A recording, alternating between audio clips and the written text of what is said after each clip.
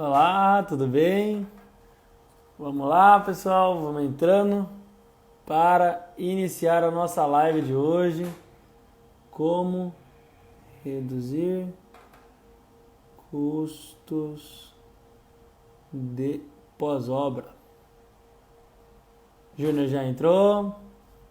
Só estou colocando aqui, Júnior, fixar aqui o comentário.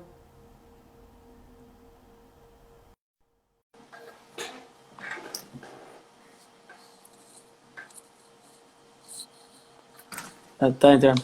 Olá, meu amigo. Tudo Opa, bem? tudo bom? Como é que você tá? Firme? Tudo bem, graças a Deus, Oh, que tudo bom, bem. Henrique. Show Ótimo, de bola. muito obrigado aí de ter convidado e vamos fazer uma bela live aí, falar muita coisa aí importante, né, sobre esse fato que é, né, manutenção, por exemplo, né, o pós-obra é uma coisa assim que realmente muita gente deixa para depois e no fim tem sérios problemas. Acaba pagando pato, né? Essa é a verdade. Acaba pagando pato, é isso mesmo. Sim, é legal, um tema muito importante, pessoal. Conversei aqui com o Júnior, a gente programou uma live bem legal, live de conteúdo mesmo, né? Uma live de ficar falando baboseira, não.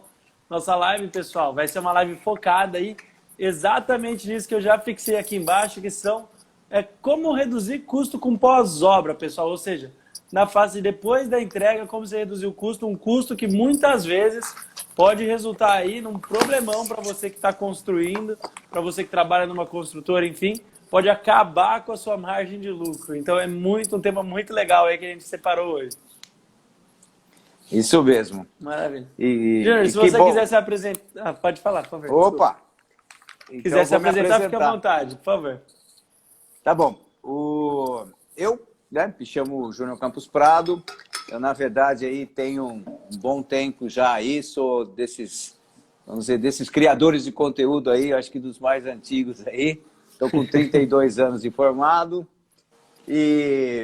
Mas foi uma satisfação de ter, né, conhecido. O ano passado eu comecei a fazer lives, até com mais contato, né, vamos dizer assim, com a internet, né, com as mídias sociais.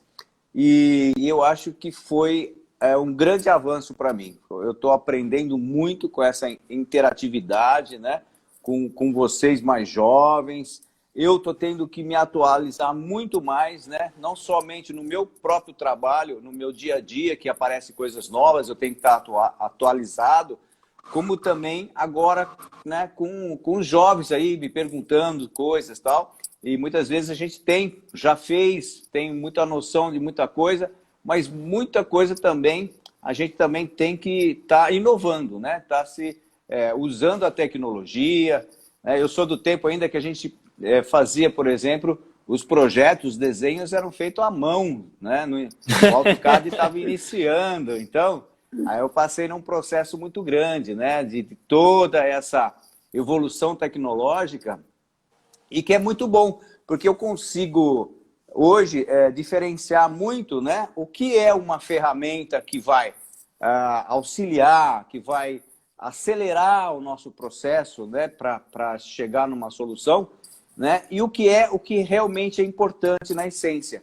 Eu percebo hoje em dia que o jovem, às vezes, ele confunde um pouco, achando que a ferramenta vai solucionar para ele, né, que a ferramenta vai dizer para ele como que faz. E não é bem assim. A gente precisa ter o conhecimento básico, né, o saber o porquê das coisas, como evolui, né, o passo a passo, para depois sim, aí você vai utilizar a ferramenta para acelerar o processo, para facilitar também, né? Hoje aí com a metodologia BIM, a gente joga um monte de informações, joga logo de início, né? Ao mesmo tempo que você está projetando, você já está construindo em forma digital aquela futura obra, você já está construindo ali. Então isso veio a facilitar, a melhorar, por exemplo, um planejamento, né, que é muito importante justamente para a gente depois evitar, reduzir, né, custos pós-obra, por exemplo, né, que é o nosso tema. Quanta coisa hoje, né, quantas ferramentas hoje a gente tem que facilitam isso, né, que a gente pode estar utilizando dessas ferramentas para poder armazenar mais dados, mais informações, isso até mesmo para que a obra tenha uma vida longa e também que tem a sua precisão no sentido de manutenção, periodicidade, né, de tomar o cuidado. Porque, infelizmente, a gente sabe, né, que com o carro a gente tem que fazer manutenção, né? Com aviões nem se falam, né? Aquela manutenção preventiva, tudo. E com imóvel, né? Com construção, infelizmente as pessoas vão deixando, né? Procrastinando, deixando para arrumar depois. E às vezes pode ter sérios problemas mesmo, né? Custos altíssimos, porque não fez o que tinha que fazer, né? Que é a manutenção, muitas vezes, que é básica no início, né? Mas é necessária. Sim. Sim, sim. Esse é até um dos tópicos que a gente vai abordar hoje aqui, galera. Isso é importante, mas pode continuar, Júnior, por favor, fique à vontade. Você ia falar mais alguma coisa, não? Então, eu, na verdade, eu estava me apresentando, então eu estou falando, além da minha apresentação, o que assim, vamos dizer, em todos esses anos, né, o que a gente foi tendo que fazer. Então, eu hoje, além, claro, de ainda faço meus projetos, tenho minhas obras e tal, eu também estou aí, né, compartilhando conhecimento, ajudando as pessoas e as pessoas estão me ajudando também, pode ter certeza disso. Então, eu me formei em São Carlos, na USP, aqui, né, eu moro em Jaú, no estado de São Paulo. Você é da onde mesmo, Henrique? Sou de Campinas, São Paulo. Você é de Campinas, então, sim, daqui pertinho. Sim. Sim. E aí, eu fui trabalhar em São Paulo. Eu trabalhei 7 anos em grandes construtoras. Naquela época, a engenharia civil não estava muito bom, não. Mas tinham poucas pessoas que se formavam, né? Hoje tem muito mais faculdade. Lá da USP, só 12 alunos se formaram no meu ano. 12. Nossa! Então, e as grandes empresas foram buscar a gente, né? Então, a gente saiu da faculdade, eu dia 8 de janeiro, vamos dizer, me formei, dia 8 de janeiro estava empregado já numa grande empresa, né? E aí eu conheci muita coisa, eu viajei o Brasil todo, porque a gente passa a ser numa empresa grande, por exemplo, fazendo um detalhe, né? Como eu, por exemplo, tocava obra. Então eu ia para o trecho, para o canteiro de obra. Então eu fui em várias cidades. Aí fazia obra, terminava, aí já tinha uma outra cidade para ir, e assim ia. Depois passei a ser gerente, aí coordenava várias obras ao mesmo tempo, né? E depois eu fui vendo que eu queria ter o meu próprio negócio, né? Que eu queria ter, né? Montar a minha coisa. Eu tinha já uma filosofia de como tocar a coisa, como é que eu poderia conduzir.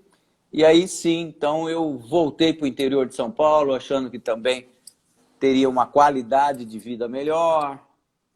E aí, então eu montei, e aí foi. Mas eu batia muito a cabeça. Aí depois que eu voltei para o interior, eu tive que novamente aprender tudo de novo. Ou seja, como eu estava só em obra, eu não sabia, por exemplo, captar cliente, eu não sabia fazer marketing, né? Eu não sabia conversar com as pessoas para falar, e aí, né? Vamos fazer uma obra? Porque, na verdade, eu pegava já pronto, né? Eu só ia na obra porque alguém já fazia isso. E aí foi danado. Eu demorei vários anos para pegar a coisa e depois deslanchou. E aí vamos falar sobre tudo isso, né? Hoje aí, dessa experiência aí. E também, né, eu tenho acompanhado o seu Instagram, você, e tenho visto aí, né, a sua capacidade em ter também esse conhecimento tão importante que é, né, de concreto, patologia, né? Isso tudo eu acho que vai ajudar bastante na nossa live. Com certeza, muito legal. Teve um ponto, Júnior, que você salientou aí que eu acho muito legal, que eu levanto muito, inclusive aqui no Instagram, eu converso muito com o pessoal, que o conhecimento é muito importante, é extremamente importante, indiscutível isso, só que você saber se vender, você saber captar um cliente, você saber se apresentar, na prática, no mundo real, acaba sendo tão importante quanto. Então isso eu acho muito legal. Você aprender com quem sabe vender, com quem já passou por isso. Porque eu também tenho minha empresa, eu também já bati a cabeça. E é isso aí, eu já trabalhei em construtora dentro e fora do Brasil, na verdade. E era isso, eu recebi a obra, estava pronto, era Henrique, toca a obra pra gente, faz isso aqui andar, cumpre o prazo e vamos embora. Só que a hora que você tem que convencer alguém de que você é a melhor opção para o serviço dele, num mundo competitivo como a gente vive, Isso que você levantou eu acho muito legal. Então eu falo, né? Uma coisa é aquele cara, o acadêmico, que está acostumado com o livro, que vai e tal. Nada de errado com isso, eu acho super bacana. Poxa, a pessoa quer fazer um doutorado, um mestrado, eu acho sensacional. Só que essa arte da venda, eu acho muito legal pegar a experiência com quem está no campo de batalha, quem está na trincheira ali e realmente sabe fazer isso. Então isso eu acho muito legal, acho que é um ponto muito bacana que você salientou aí. Acho sensacional isso. Mas, pessoal, vamos lá, então. Vamos passar conteúdo para vocês. Vamos falar sobre custo pós-obra, pessoal. Custo relacionado aí à assistência técnica. Para quem não sabe, né? Existe, eu pelo menos sou dessa filosofia, né? Do PPO, galera, que segmenta as fases de obra, que é o quê? Fase de planejamento, fase de projeto, fase de execução, fase de entrega e fase de uso, pessoal. Então, a fase do pós-obra vai ser depois de passou planejamento, passou projeto, passou a entrega, passou a execução, e aí você passou a entrega, está na fase de uso. É aí que vai entrar aquela famosa equipe, a equipe da assistência técnica, é aquela equipe que vai lá um morador e liga, ó, tô com uma fissura aqui, tô com uma infiltração ali, o guarda-corpo tal não está funcionando, o hidrante tal não está funcionando. É aí que entra essa equipe, que a maior parte das construtoras de médio e grande porte hoje já tem fixa e que representam um custo muitas vezes elevado dentro da construtora, galera. Então, assim, cada vez mais em um mercado extremamente competitivo que a gente vive, os custos são mais enxutos. Os custos são mais escassos, né? O nosso budget é menor para tentar manter aquela margem de lucro no final. Então, você ter um pós-obra muito inchado é um grande de um problema, essa é a verdade. Porque aquilo lá, você driblou o campo inteiro, chegou para marcar o gol, perigoso chutar para fora, né? É verdade. Perigoso chutar para fora. Pode falar. Perigoso. Por isso que precisa ter, né? Porque muitas vezes, quando a gente pensa, né, em gestão, a gente tem que pensar em custo, prazo e qualidade. E essa qualidade, ela é essencial, visto que precisa durar, né? Precisa durar. Você não pode fazer uma coisa, né, que vai ter vida curta, né? Pelo menos uma obra, né? Você pode ter alguns setores que até possa, né? Mas de repente, para uma casa, um comércio que seja, a gente precisa pensar ela com uma vida longa, 50, até mesmo 100 anos, né? Como é que ela vai ser? Como é que ela vai se comportar? Então, realmente é muito importante, tanto a execução, né, especificação, como você falou, desde a parte de planejamento, de projeto, quando você vai especificar materiais, né, quando você vai também utilizar esse material, como vai utilizar, né, então, procedimento, porque muitas vezes o que acontece você às vezes tem um material bom, de boa qualidade, e a mão de obra, vamos dizer assim, não foi capaz, ou não foi orientada, não teve a capacitação para utilizar aquele material de forma adequada, né? Então, isso muitas vezes acontece. E então, realmente são coisas que, durante a obra, que a gente precisa estar atento, porque em pouco tempo pode gerar esses problemas aí de custo, né? E esses transtornos.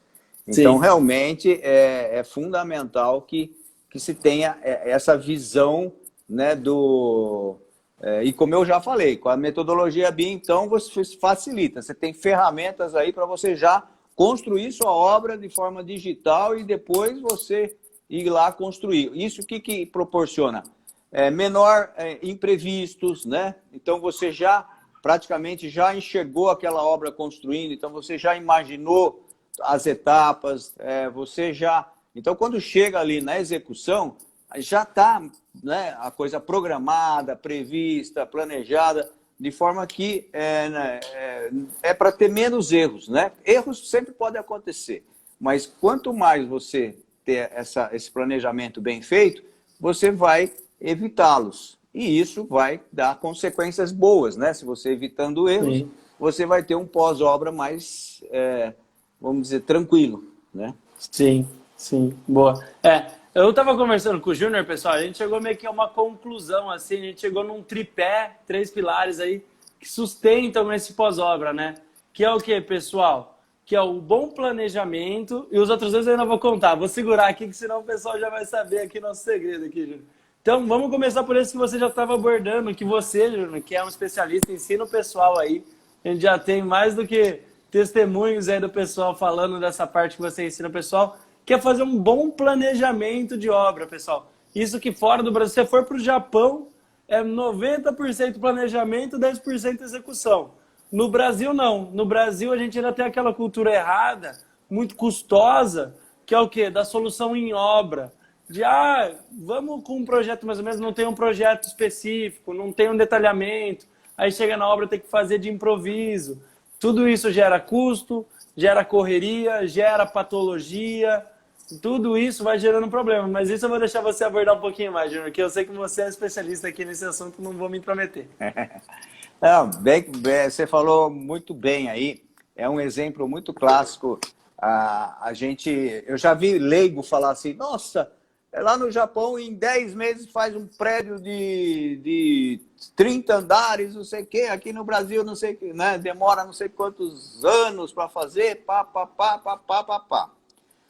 Só que lá no Japão, não é que eles fizeram em 10 meses. Na verdade, às vezes eles fizeram, vamos dizer, a construção foi em 10 meses. Mas um ano antes eles já estavam, né, planejando, já estavam pensando como fazer, fazendo todas as etapas já, né, hoje em dia aí, de forma digital, prevendo tudo, porque realmente quando chegasse naqueles 10 meses de execução, a coisa funcionasse como uma indústria mesmo, né? A indústria da construção civil, né? A coisa com metodologia, né? Com um sistema construtivo, vamos dizer, já adequado, sem situações onde, infelizmente, como você falou, aqui no Brasil, às vezes, parte até mesmo de um projeto mal feito, às vezes, então o cliente quer mudar durante a obra, né? Então, às vezes, o engenheiro, por exemplo, vamos pensar nós assim, em termos de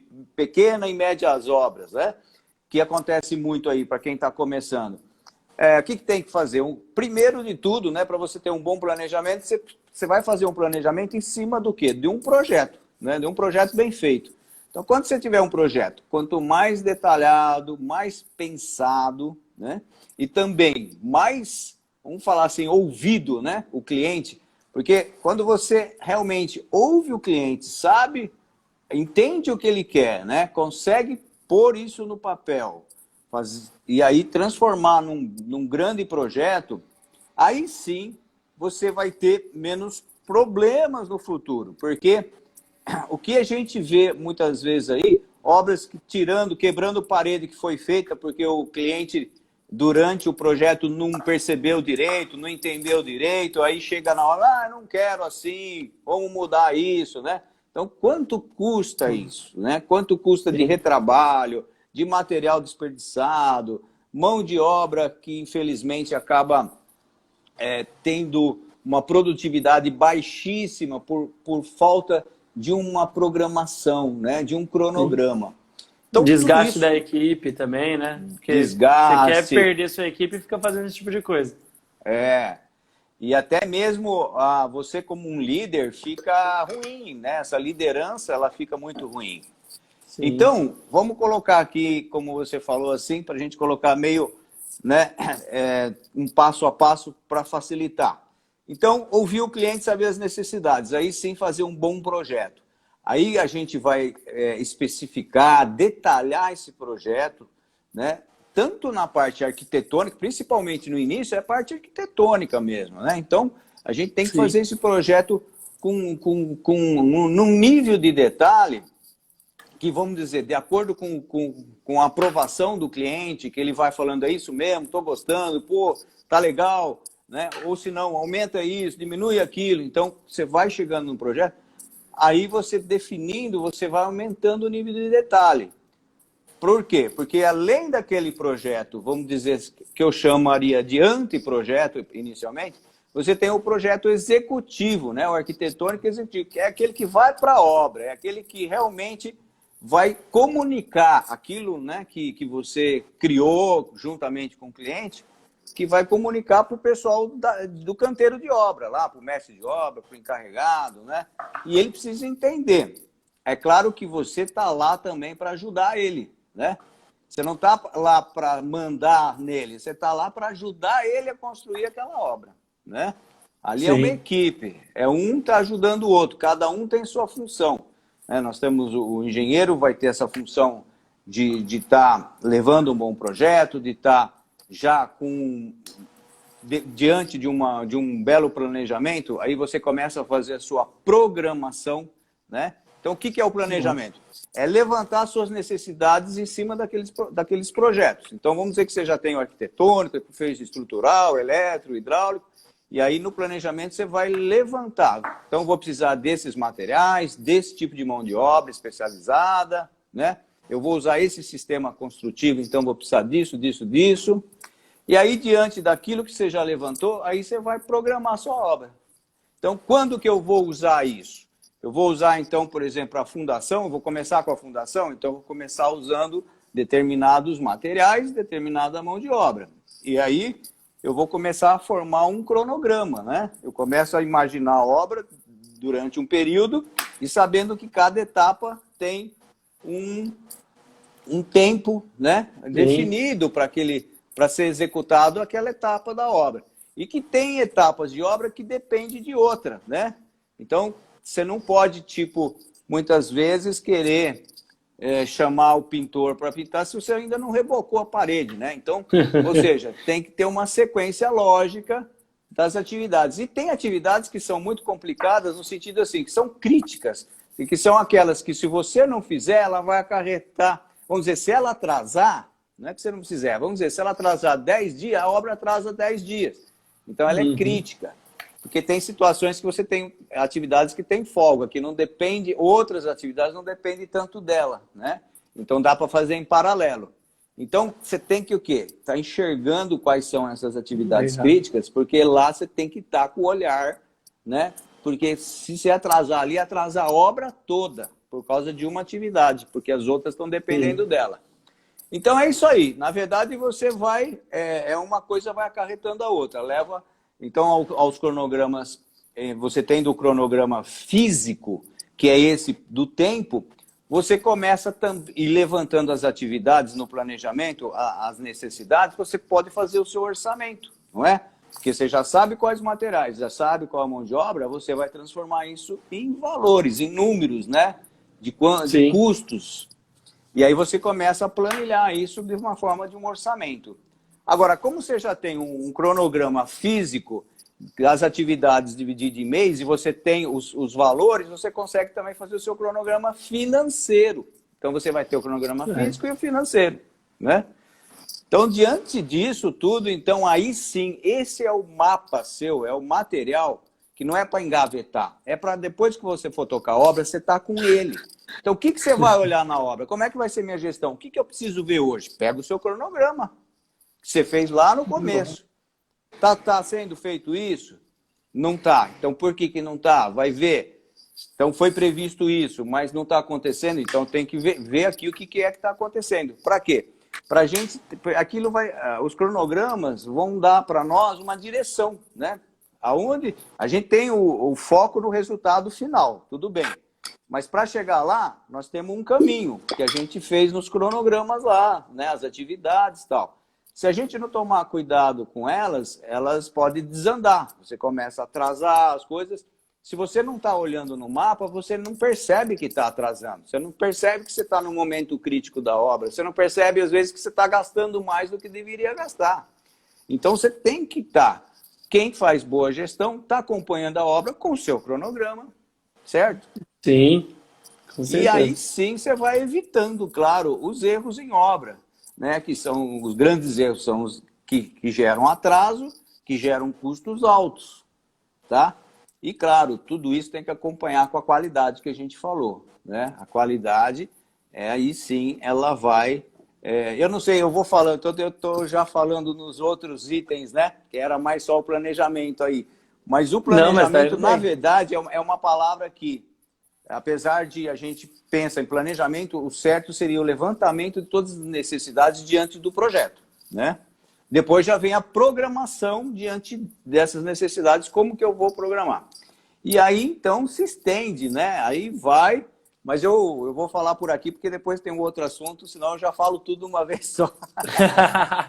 Sensacional. Teve um ponto, galera, que o Júnior levantou que eu acho sensacional, muito importante, que às vezes passa desapercebido, que é isso. Também não adianta você ter um planejamento sensacional, né? Tem o gráfico Gantt montado, fez todo o projeto, elencou todos os itens, definiu os caminhos críticos, definiu ali aonde a sua obra não pode atrasar, cronometrou a entrega de material, coisa mais linda, just in time, tudo maravilhoso na sua obra.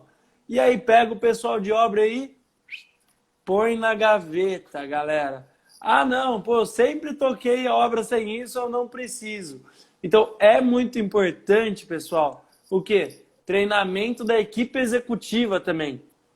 Quem está em obra, porque assim, a gente tem que entender também, eu já fui de obra, o Júnior já foi de obra, obra é uma loucura, sempre vai ter uma demanda, sempre vai ter uma correria, sempre vai ter um BO para resolver.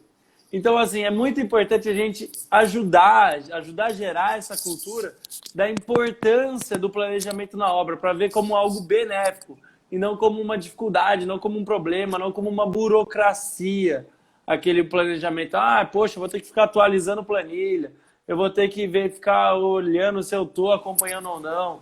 Então, assim, nesse sentido, pessoal, é muito importante a gente ter essa cultura. Assim como, por exemplo, tem gente que acha que segurança do trabalho é burocracia, atrapalha. Pessoal, no final do dia, se você prestar atenção, ela é essencial e ela é muito importante, ela é muito boa. Assim como um bom planejamento, na minha opinião, é ainda mais importante, é tão importante quanto, não sei, enfim, essencial, pessoal, essencial. A curto, médio e longo prazo, até por esse item que o Júnior levantou, que eu acho que não tem discussão, que é qualidade acima de tudo também, pessoal. Não importa se você está fazendo um Minha Casa Minha Vida, da vida, né? Que a gente fala, poxa, é um conjunto habitacional, não precisa de grande qualidade. Pessoal, tudo precisa ter qualidade dentro dos seus devidos parâmetros, né? Isso é muito importante a gente ressaltar. Mas principalmente depois da 15575, né? Quem ainda não conhece, está um pouco atrasado e tem que conhecer que é a norma de desempenho, pessoal. Não é eu acho que tem que ter qualidade, é obrigado a ter qualidade, porque senão você está desenquadrado da norma e você está descoberto aí perante, por exemplo, uma ação judicial do condomínio. E não vou ser mal, mas eu sou o tipo de pessoa, por exemplo, que é plaga para verificar se uma construção está atendendo ou não a norma. E vocês devem imaginar a quantidade de não conformidade que a gente encontra, né? Então, muito importante aí também. Muito legal, bem levantado, Júnior. Obrigado. Isso que você falou também é bastante importante, uma função da fiscalização, né? É um fiscal da obra, né? Porque além das pessoas que estão, vamos dizer, executando, é importante ter essa visão de fiscalização, ou seja, será que está sendo realmente feito, né, do jeito que tem que ser feito, diante da norma, diante da... né, né? Isso é importante. Às vezes, em obras, por exemplo, públicas, tem o próprio fiscal, que é uma pessoa que tem essa função mesmo de fiscal. Mas mesmo a gente, na nossa obra, né, não tem essa função, ninguém tem essa função, mas nós mesmos temos que nos fiscalizar, né? Será que nós estamos fazendo aqui, né, de acordo? Se tivesse um fiscal, ele ia chamar minha atenção em alguma coisa aqui, né? Então, vamos fazer certo, vamos buscar realmente tá dentro das normas. Por que tem norma? A norma, na verdade, são pessoas que estudaram tecnicamente e viram quais, para gerar justamente qualidade, segurança, né, para aquela atividade. Então, se você está, né, vamos dizer, utilizando dela, você está usando de técnicas que já foram comprovadamente testadas e aprovadas, né? Então, aí por isso que se tornaram normas. Então, normas é tudo de bom no sentido assim, porque facilita para a gente enxergar o que é certo, né? O que deve ser o certo, né? Sim. Então, isso é muito bom. Muito bom, muito bom. Então, vamos para o nosso segundo pilar aqui, que é o quê, pessoal? Depois que você entregou, muita gente não conhece, mas isso também está respaldado por outra norma, de novo, né? O que o Júnior falou, norma não é burocracia, pessoal. Norma é para ser sua melhor amiga. Muita pessoa já levou na cabeça para descobrir que aquilo deveria ser feito daquela forma para que não tivesse um resultado ruim, né? Não tivesse uma manifestação patológica como resultado daquilo. Então, as normas são muito importantes por isso, pessoal. Elas nos ajudam. Então, isso também que eu vou falar agora está respaldado por uma norma que é a 14037, que é o quê? O Manual de Uso e Operação, o Manual do Proprietário, pessoal. Tem gente que acha que é desnecessário, só que esse, na minha opinião, é uma das maiores ferramentas que a construtora, por exemplo, tem de se resguardar, pessoal. Vou usar um exemplo que o Júnior deu no início da nossa live aqui, pessoal. Você comprou um carro zero na concessionária. Não importa se é um Uninho ou se é uma Mercedes, pessoal. Você vai, leva na concessionária, troca o óleo, você olha se é óleo sintético, se é óleo, enfim, mineral, você dá uma olhada, troca o pneu no tempo certo, verifica o fluido do radiador, tudo de acordo no momento em que deve ser feito, com a quilometragem que deve ser feita. O manual do proprietário, pessoal, se bem feito, e ele deve ser bem feito, inclusive tem parâmetros dentro da norma que explicam o que é um bom manual, ele serve exatamente para isso. Para a pessoa saber quando ela tem que fazer uma repintura, para a pessoa saber quando ela tem que revisar um rejunte, quando, enfim, ela tem que fazer um teste do DR. Tudo isso deve estar contemplado no manual do proprietário. Inclusive, o que ela não pode fazer também, no seu carro não está lá, não exceda o limite de peso do veículo, por exemplo. No manual de proprietário, se bem feito, vai estar, por exemplo, não utilize materiais abrasivos para limpeza do porcelanato, que você vai danificar o porcelanato, enfim, vai danificar o esmalte da peça. Então, tudo isso, pessoal, é o quê? Uma forma da construtora se resguardar no sentido de, olha, eu estou te falando, eu estou te ensinando o que você precisa fazer. Porque o nosso comprador é um leigo, né, pessoal? Como tal, eu, Henrique, por exemplo, não sou um bom mecânico, eu não tenho grande noção de mecânica de carros. Então, se realmente não tiver um manual me explicando ali qual o tempo para fazer tal coisa no meu veículo, eu vou ter que buscar um especialista. Só que a gente conhece a cultura do Brasil. O especialista que grande parte dos nossos clientes vão buscar é da melhor forma possível, pessoal, não pejorativamente, mas é o Zé da colher, pessoal, é o pedreiro da família. E, infelizmente, essa pessoa muitas vezes foi ensinada com algumas falhas, com vícios, que é o jeitinho brasileiro.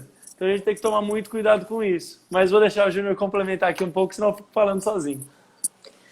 O que você falou realmente é bastante importante, né? A gente poder também fornecer o manual do proprietário. A gente sabe que já, por exemplo, obras e apartamentos, isso é feito normalmente, né? Eu não sei casas assim, eu acho que eu não tenho visto, né? Por exemplo, se for fazer uma casa e tal. Mas é importante. Eu sou suspeito, eu entrego, hein? Que bom. Eu que entrego. Bom. É importante por quê? Por que eu acho que é importante?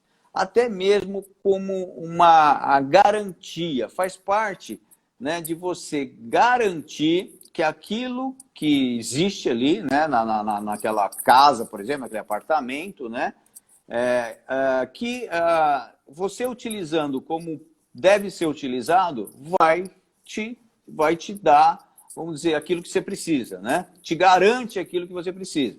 Então, por exemplo, né, se você tem realmente lá no manual que lá na tua cozinha você tem as suas tomadas lá, 110, 220, né, os disjuntores que tem determinadas condições. Se você usar um equipamento diferente e não olha ali no manual proprietário e depois vem a queimar, né, tanto o equipamento como, sei lá, causar algum problema, então quer dizer o quê?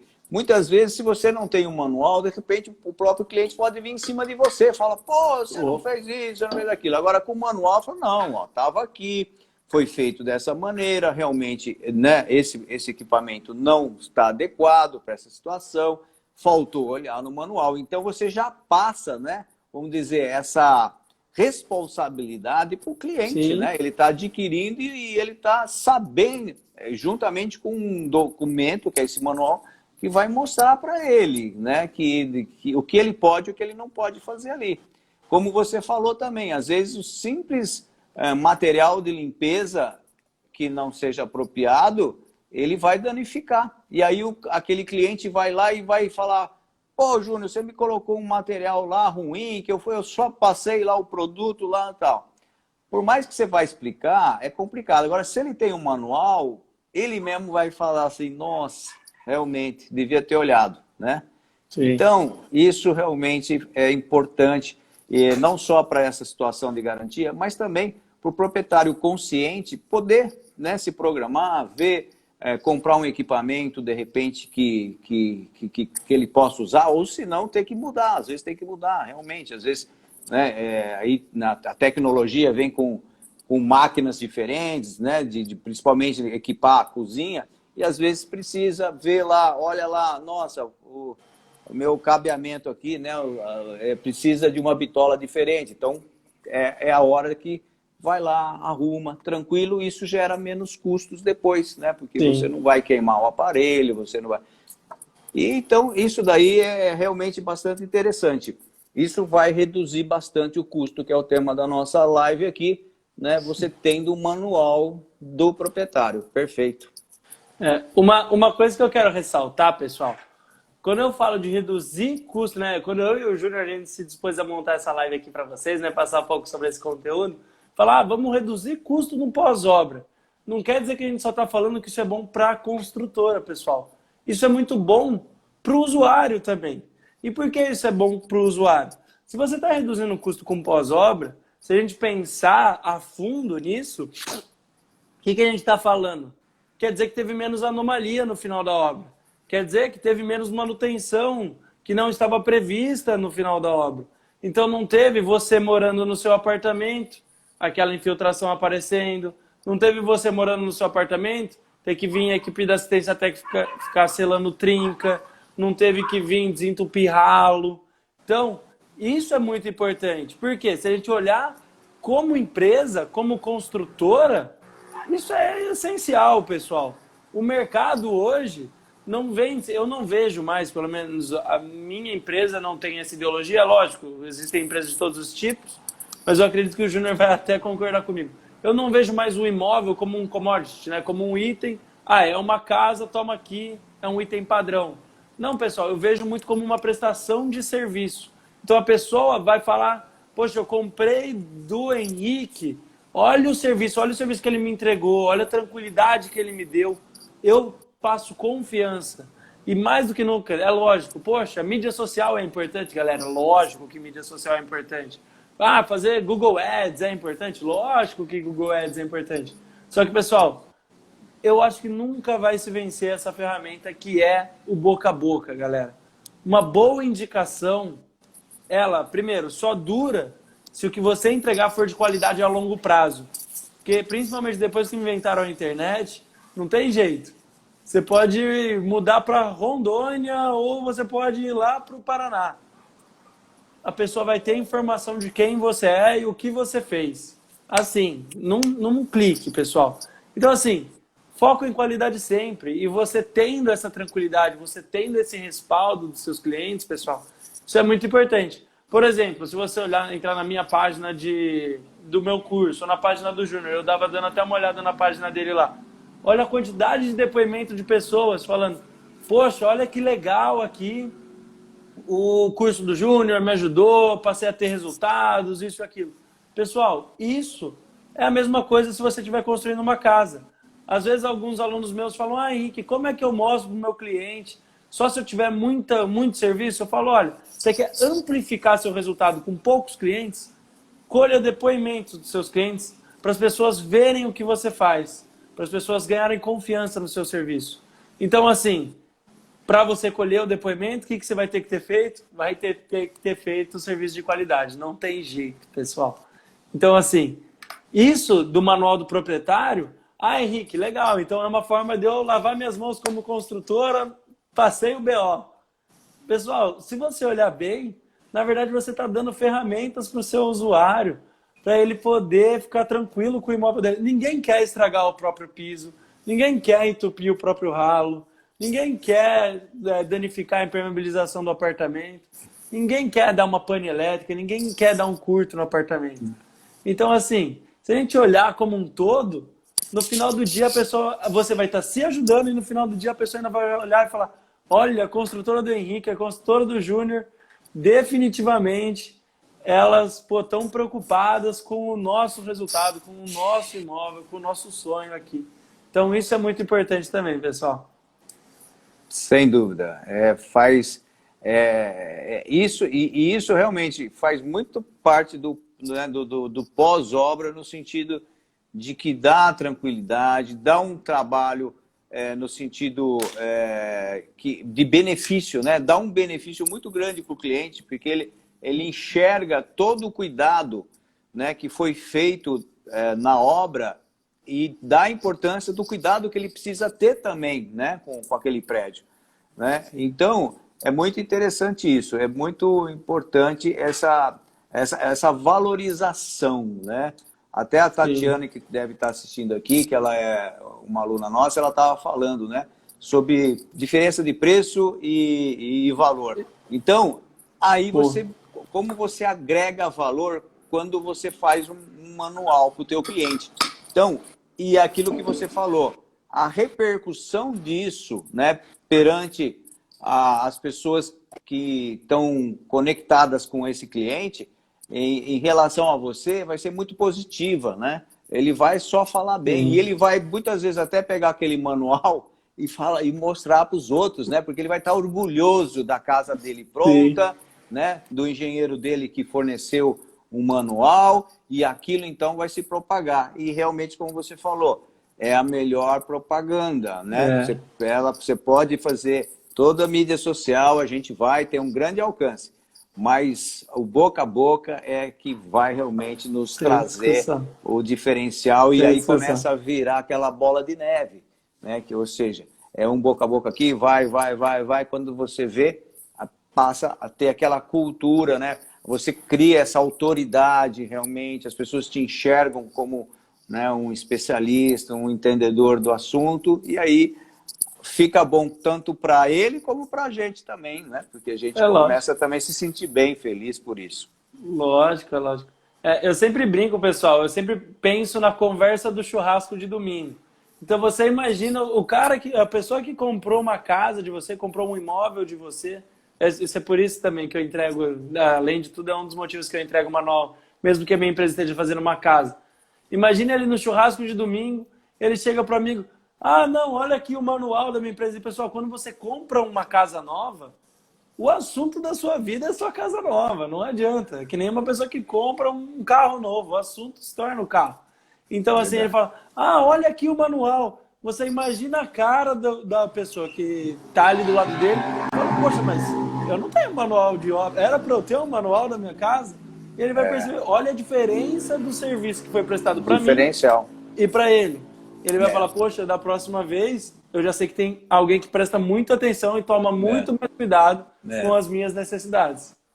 E o que eu tenho feito também nesse manual, e que tem que ser feito, a gente entrega novamente os projetos, mas, vamos dizer, o as-built, né? Que a gente diz que é justamente os projetos atualizados. Porque muitas vezes, realmente, no meio, né, do caminho, durante a construção, às vezes há alguma alteração ou não tem alguma coisa prevista ainda. Vamos dizer que, de repente, uma cozinha, depois dos projetos já feitos, né, aí surgiu uma cozinha planejada que necessitou de tomadas em determinados pontos de hidráulicas, né, com saída e entrada de água, e isso às vezes mudou um pouco do projeto. Então aí você refaz esse projeto, né? Na verdade, refaz o desenho, né? Eu tento distinguir muito para os meus alunos o que é desenho e o que é projeto. Porque o desenho, porque muita gente chama o desenho uma planta baixa de projeto. Não é projeto, é um desenho ali, né? Então é muito mais complexo, tem todo um memorial descritivo, você vai ter especificação de material, aí você compõe um projeto. Mas só o desenho é desenho, né? Então o que eu falo? nesse documento que você vai entregar no manual, aí você refaz aquele desenho, né? Faz realmente como ficou executado, porque senão não tem sentido você entregar um projeto original se está mudado. Então, ou mesmo acrescentar dados, né? Tipo, muitas vezes como o piso, às vezes o piso não estava ainda exatamente definido, então definiu qual que usou, qual argamassa que usou, né? Muitas vezes é interessante. Muitas vezes qual é o fabricante, aonde comprou, porque né, pode haver uma necessidade de uma pequena reforma daqui 5 anos, né? E aí Sim. como que o proprietário vai saber o que foi usado, qual o material, qual é o tipo, né? Então, vamos dizer que ele quer colocar o mesmo metais, né, que tinha, da mesma marca e tal. Então, ali tendo no manual tudo direitinho, quanto facilita isso? E isso é valor que a gente gera. Então, quando a gente pedir depois para um cliente, vamos dizer, que seja recomendado por esse, e a gente falar, ó, o preço é tanto, ele vai falar, tem valor, eu pago isso, né? Então, é a grande diferença. Com certeza, com certeza. Agregar valor, pessoal, essa é a verdade, essa é a verdade. E agora o que nos leva para o nosso terceira perna do nosso tripé aqui, né, Júlio? Que é o quê? O bom conhecimento de manifestações patológicas, pessoal. Então, só recapitulando aqui rapidamente, a gente já falou o quê? De um bom planejamento, um bom manual de manutenção e agora vocês também saberem fazer uma boa solução para as manifestações, como resolver essas manifestações que virão a aparecer, pessoal. Porque não adianta, é natural, a gente espera isso, principalmente em construções de médio e grande porte, vão haver algumas manifestações patológicas, pessoal. Prazo, enfim, materiais, tudo isso, muitas vezes vai ocorrer. Não adianta esperar que sua obra seja 100% perfeita. Só que o que eu vejo muitas vezes é o quê? Pelo desconhecimento, eu brinco, né? Eu acho que tem alguns alunos meus aqui, eu vi a Slane, eu vi o Aleph assistindo. Eu falo, pessoal, que o conhecimento de engenharia diagnóstica, um conhecimento básico que seja sobre manifestações patológicas, é benéfico para qualquer um, seja você projetista, executante ou alguém que trabalha realmente nesse meio da engenharia diagnóstica, das perícias.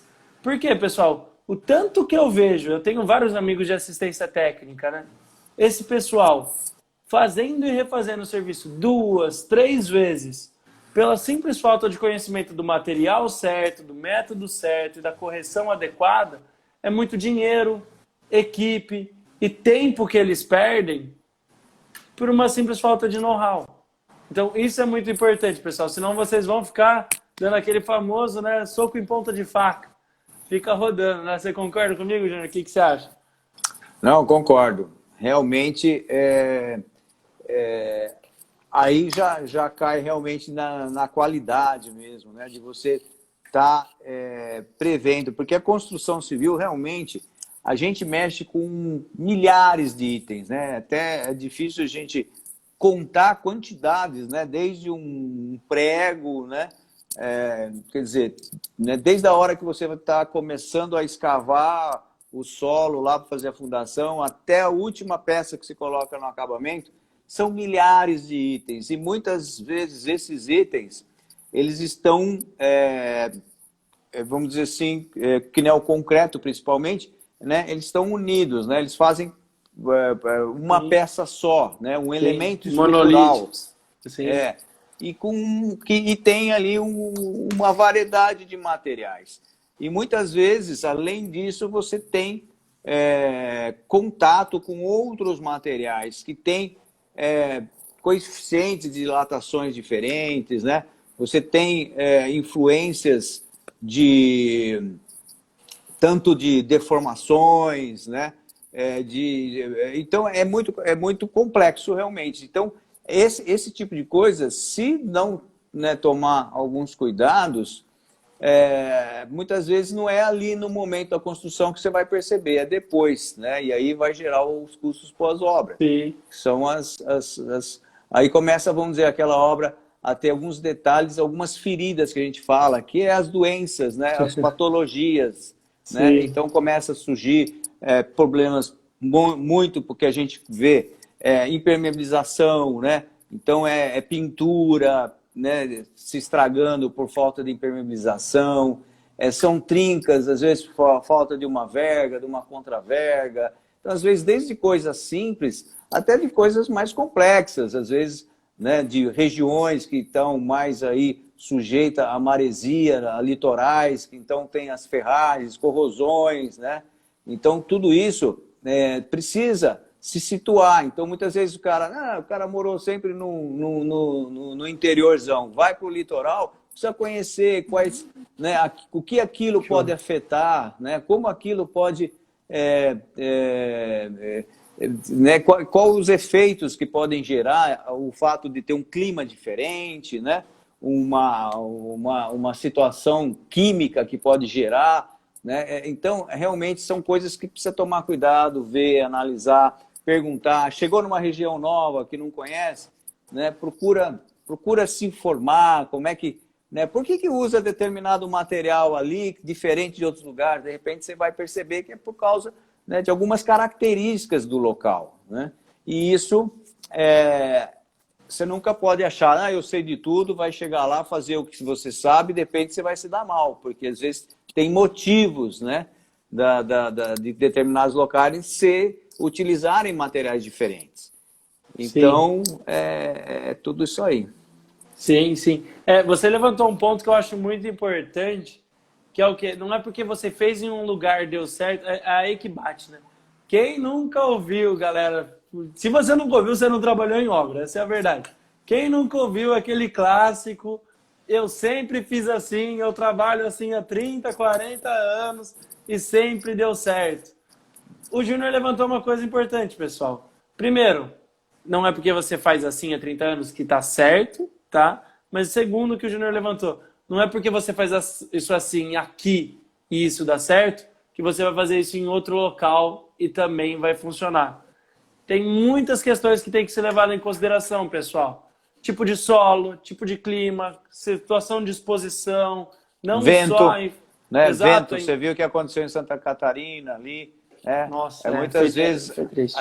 a gente vê muito aí curioso, ainda bem que agora cada vez mais fiscalização está melhor, mas tinha muito serralheiro fazendo estruturas metálicas aí de posto de gasolina e se dá mal, porque tem gente que quer economizar e por falta de conhecimento, por leigo, ele acaba caindo nessas armadilhas. Aí vai gerar um custo de pós-obra muito grande, né? Porque a coisa, num vento, ele acaba com uma obra de estrutura metálica que não tenha realmente cálculo que prevê, né? Tem que prever, tem que ter toda uma situação. Sim. Então é isso mesmo, o que você está falando é importantíssimo. É muito importante. E também tem um outro ponto que o Júnior levantou, pessoal, que é o quê? Sempre ter humildade, pessoal. Isso, eu vou ser sincero aqui com vocês, galera. Uma das coisas que eu mais amo na engenharia civil como um todo, na engenharia diagnóstica como um todo, é o quê? É o que o Júnior falou no início da nossa live hoje. Eu tenho certeza que quando eu tiver 90 anos, se Deus quiser, ainda vou estar mexendo com engenharia civil, eu vou estar aprendendo todo dia, galera. Não tem como você saber tudo. Não tem como você ter certeza de tudo. Então, assim, te garanto que você vai estar aprendendo todo dia. Então, tenha humildade para não achar que você sabe de tudo. E sempre escute, sempre entenda, inclusive dos executantes, porque vem muita sabedoria da prática, de quem está ali no campo mesmo, no dia a dia. Vem muita coisa, por mais que às vezes não saiba a parte teórica, a parte técnica daquilo, às vezes a pessoa tem uma sacada na prática que funciona muito bem e você pode otimizar aquilo, pode melhorar muito seus resultados, inclusive nesse que é o nosso tema de hoje, que é redução de custos no pós-obra, pessoal. Isso mesmo. E tem aquela frase, né? Quanto mais você sabe, mais você percebe que tem muito mais para você saber, né? Para você aprender. Você vê que você não sabe, né?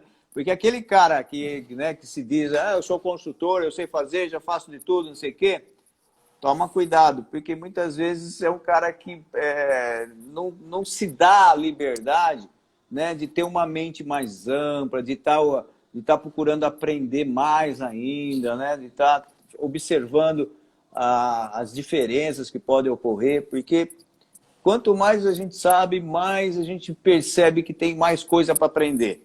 Então, e isso não deixa, que é importante falar também, né? Não é para deixar ninguém preocupado. Porque nós já fizemos 5 anos de faculdade, alguns têm algumas práticas, mesmo aquele que está começando do zero. Tá? A gente tem capacidade para enfrentar as coisas. Eu nunca, em 32 anos, eu nunca repeti uma obra, eu nunca fiz um projeto igual ao outro. Então é sempre uma obra diferente, sempre tem um detalhe diferente. E se eu tiver medo de enfrentar isso, não vai sair nada. Então, eu tenho o suficiente para, vamos dizer, executar e fazer a coisa acontecer, mesmo aparecendo coisas diferentes, eu vou enfrentar e vou resolver. Esse é o grande, o engenheiro tem isso. Ele é um grande solucionador, né? É uma pessoa que resolve os problemas. É diferente de determinadas profissões que a pessoa precisa, né, ter já vamos dizer, aquela coisa mais quadradinha. O engenheiro é uma coisa, é um quebra-cabeça assim que totalmente que a gente não sabe como é que vai ficar no final, né? Mas a gente tem capacidade de montar ele. A gente tem, isso que é importante. Com certeza. E é isso aí, é ter, vamos dizer, coragem no sentido de relacionamento. Eu falo muito isso. É importante, né? O relacionamento, parcerias, né? Como ninguém vai saber tudo a todo momento de tudo, então tenha parcerias, sempre você junto com alguém vai poder ajudar, você vai ajudar o outro também. O que é mais importante, o foco sempre no cliente, né?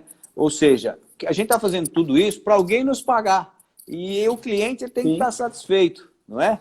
Então, se eu puder melhorar a entrega, né, do que eu vou entregar para o meu cliente, por simples fato de eu arrumar um parceiro que vai me fazer talvez um projeto estrutural que eu não sou especialista e não vou fazer tão bem, então vou passar para esse parceiro, né? Ele vai me agregar, o cliente vai ficar feliz, vai ter uma obra mais tranquila, uma obra mais barata, uma obra com mais segurança. Então, eu acho que tudo isso facilita com que a gente desenvolva o nosso trabalho, o cliente fica contente e a gente atinge os nossos objetivos. Perfeito. Então, Perfeito. Né? Mas, galera, eu acho que é isso aí. Realmente espero que vocês tenham conseguido captar algum conhecimento hoje, que tenha agregado, que tenha aberto um pouco a cabeça de vocês para esse novo horizonte. E, pessoal, gratidão, Júnior, gratidão, meu amigo. Muito obrigado por ter aceito o meu convite. Fico muito feliz de ter você aqui. Definitivamente é uma pessoa que, conheço há muito tempo pela quantidade de conteúdo que tem online seu. Pessoal, e não é só Instagram, não. Bota no YouTube, bota nas outras mídias que vocês vão ver que o Júnior não é o cara de uma mídia só, hein? Então, meu amigo, muito obrigado mesmo. Pessoal, quem me segue aí, fica aí essa grande dica, Júnior. Se você pudesse despedir rapidinho, que o Insta vai derrubar, senão ele corta. Opa, já tá. Eu me perdi no tempo, eu tô sem relógio aqui. Mas eu também digo a mesma coisa, tá? Também tenho aí, passaram alguns seguidores meus aí. Sigam o Henrique, você viu aí que o bate-papo é muito bom. Aqueles que chegaram agora no meio da live, vai estar gravada provavelmente, né? E assistam, voltem a assistir, porque a gente realmente fez uma sequência, eu acho que muito importante. No fim, a gente acabou falando, se você for perceber mesmo, a essência de tudo, desde o início, desde ouvir o cliente, montar um projeto, fazer um planejamento, né, executar toda essa obra com gestão bem feita e depois preparar um pós-obra, um manual do proprietário, né, e sempre com qualidade, evitando as doenças da nossa obra, as patologias que podem ocorrer. É isso aí. Show de bola, meu amigo. Muito obrigado. Um abraço, pessoal. Valeu. Júnior, obrigado. Valeu.